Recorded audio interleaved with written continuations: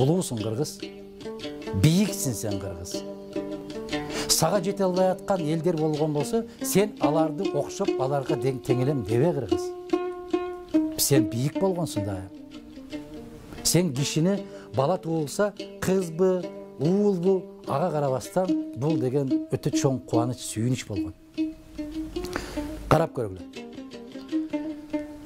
Кыз туулса, казандын 4 кулагы сүйүнөт дейт кыргыз. Качан айтылды бул сөз? Bir Allah билет качандан баштап келет канын. Илгерки замандан бери келет. Жигит туулса, жердин 4 тарабы кубанат экен. Эмнеге? Казандын 4 кулагы кубанат дейт, мени кирдетпей тазалап туруучу инсан пайда болду. Жердин 4 бурчу кубанат экен, мени коргоочу пайда болду. Бизде кыз баланын өзүнүн орду бар, жигиттин өзүнүн орду бар. Башка элдердей болуп тарыхта биз эч качан кыздарды тирүүлөй көмгөн эмеспиз дагы, кыздарды аскадан ыргыткан эмеспиз. Силер суктанып, жаштар, тамшанып жетпей аткан Европа 100 миңдеп өрттөшкөн. Силер жаштар суктанып аткан Европа аялдарга тең укуктуулукту Американ баш болуп, кече 20-кылымдын 2 жарымында берди. Алар добуш берүүгө да укугу жок эле.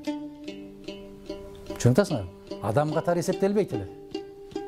Алар мураскор болуп да кала албайт эле. А бизде кыргызда мураскор катары аялы калат. Калып келген. Бизде аялдар эл башкарып келген. Жаңыл Мырза сыяктуу, Уркуя сыяктуу, Курманжан Датка сыяктуу. Бизге аялсың, эркексиң айырмасы болгон эмес. Акылың барбы? Эл башкар деп койгон. Калппы же? Ошон үчүн жигиттер, кыздар, келгиле, бөтөн мамлекеттер биздин салтты үйрөнсүн. Аялды сыйлайм десе. Бизге жалган баалуулуктардын кереги жок. Эч кандай бир башка баалуулук кереги жок. Кызга 40 үйдөн тыюу дейт дагы, кыздар ошондой болуп алып, аянтка чыгып алыш керек. Ал сөздү жазгандан да уй алыш керек. Денем меники, өзүм билем.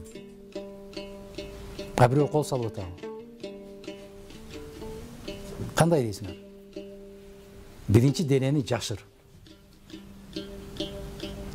Улуулукту карма. Сулуулукту карма. Анан айт. А баягындай жигиттер эр азамат болгон болсоң, кыздарга күчүңдү көрсөтпө айланайын. Кыздын 40 чачы улуу дейт. Караңыздар. Эмне үчүн адам баласынын эң мыкты тилеги бейишке барыр. А бейиш кайда десе эненин таманында дейт. Эмне үчүн атанын таманында эмес? Бүт бардык нерсени таап, ташып үйгө жеткирип аткан ата го. Эмне үчүн атанын таманында эмес? Эне. Караңыздар, биз ошол баалуулуктарды жоготуп алдык дагы, жалган баалуулуктардын аркасынан кетип, ошон үчүн артта калып атабыз. Мен билесиздерби, ушунчалык деңгээлге түшөт дебедим. Бул жапайылык, бир чеги жок жапайылык, чеги жок. Эч качан бир адам баласы эмес, айбандар дагы ургачысын андай кылып кол көтөрбөйт. Урушса эркектер урушат. Мына карышкырларды карагыла, арстандарды карагыла, буйволдарды карагыла.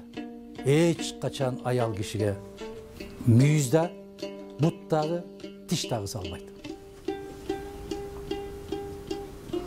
Кайран ошолордун башындагы калпак.